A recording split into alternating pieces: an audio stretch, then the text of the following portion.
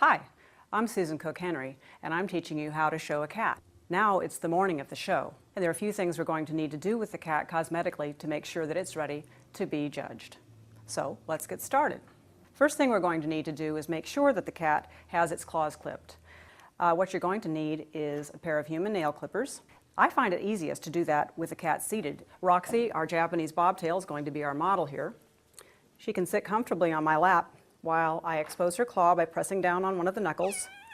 And what you're going to do is clip the claw right to below the pink area called the quick.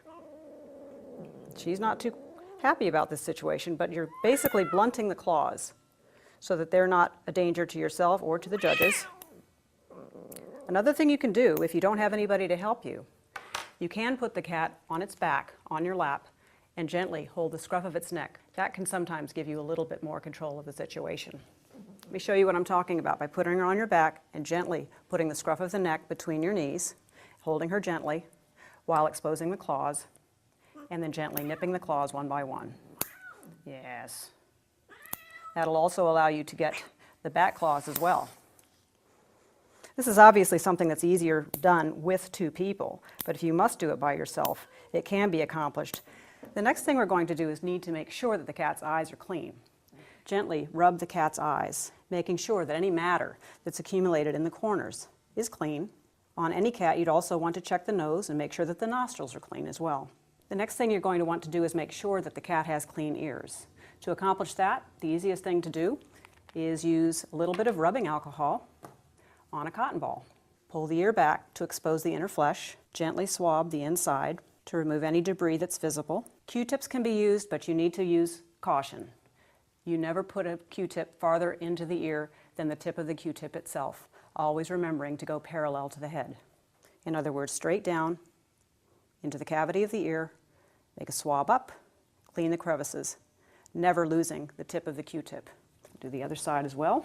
If your cat needs to have a bath, that's a good thing to do the day before the show.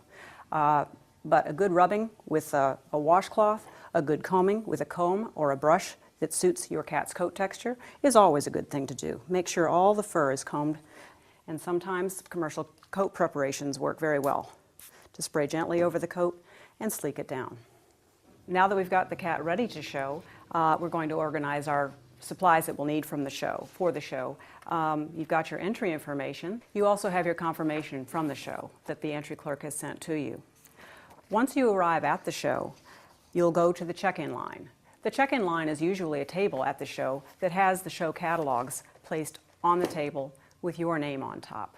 By picking up that catalog, you're letting the entry clerk know that your cat is present and competing. Any catalogs that are left on the check-in table when check-in is closed indicates to the entry clerk that those cats are not present and will be marked absent. Your catalog should have a label with your name, your entry number, as well as your row number on it. If there's not a diagram of the show hall, it should be pretty easy to find out where the rows are labeled. You'll walk to that row, find the row letter, and walk down the aisle to find your cage, which is usually indicated with your name written on the base of the cage. You're going to need to set up your cage for your cat's display. Cage drapes can be made to fit the dimensions of the cage. Those dimensions are always noted on the entry information. Pick a fabric that's easy to clean and that complements your cat's color. It's easy to set up a cage with a base, panels in the back, and also something to go across the top to cover. This gives your cat a feeling of security, in addition to showing off the cat's color and features. You'll need to go find where the litter is located in the show. Quite often it's located very close to where you checked in for your entry. You'll have your cat's litter box. You may even choose to bring your own litter from home. It's entirely up to you. You'll want to make sure that you have food and water for your cat. It's always a good idea to bring your own bottled water from home. If your cat's used to drinking your tap water, you're less apt to have stomach upsets. Dry food is easy to serve in the cage. And the cat we'll be working with next is a Persian. That's why he has a special water bowl with a very small aperture for drinking. That helps keep his coat neat during the show.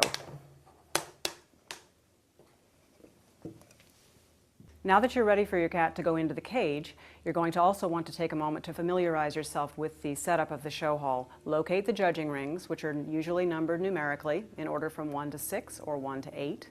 If you have any questions at all, it's really a good idea to look for the CFA ambassadors. They'll be the ones wearing the Ask Me buttons. They're there to help you. They can answer your questions and point you in the right direction. If you have anything that you're not quite sure about, they'll be able to help you out. Up next, it's showtime for your cat.